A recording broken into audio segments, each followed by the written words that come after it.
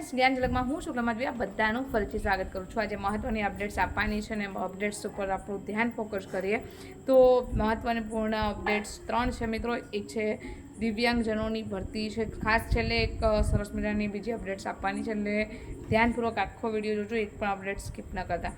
Special educator છે, એમની જે વેકેન્સી આવેલી છે મિત્રો, તો એ સ્પેશિયલ એજ્યુકેટરની વેકેન્સી હાલ પૂરતી સુપ્રીમ કોર્ટના નિર્ણયને આધીન અટકાવી દેવામાં આવેલી છે। બીજી ભરતી છે 1800ની તાત્કાલિક એસ્ટાટની ભરતી આવવાની છે। જે પણ મિત્રો 5 વર્ષનો પોતે એક્સપિરિયન્સ ધરાવે છે એવા મિત્રો બી રેડી રહેજો।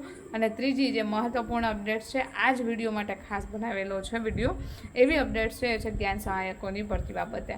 તો ટેટ અને ટેટ 1 હોય કે ટેટ 2 હોય, આ બંને પરીક્ષાઓને ધ્યાને રાખીને ટૂંક સમયની અંદર જ શિક્ષણ સહાયકની તો ભરતીઓ આવે જ છે, વિદ્યા સહાયકની પણ ભરતી આવી રહી છે। પણ એ પહેલાં આપણે જાણીએ છીએ કેમ કે 11 માસના કરાર આધારિત જ્ઞાન સહાયકની વેકેન્સીઓ આવતી રહે છે, તો એ માટેનો જીઆર આજનો લેટેસ્ટ થઈ ચૂક્યો છે। 3/6/2026ના જીઆર મુજબ મિત્રો તમને આ જે ભરતી છે એ 1-2 દિવસની અંદર તમને માહિતી મળી જશે।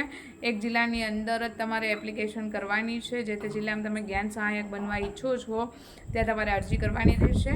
વય મર્યાદા છે 48 વર્ષની રહેશે। વધારે વિગતવાર માહિતી આપને ચોક્કસથી ઇનશોર્ટ વિડીયોની અંદર મળી જશે, એ માટે જ્ઞાન ઝલક સાથે જોડાવાનું બિલકુલ ન ભૂલતા।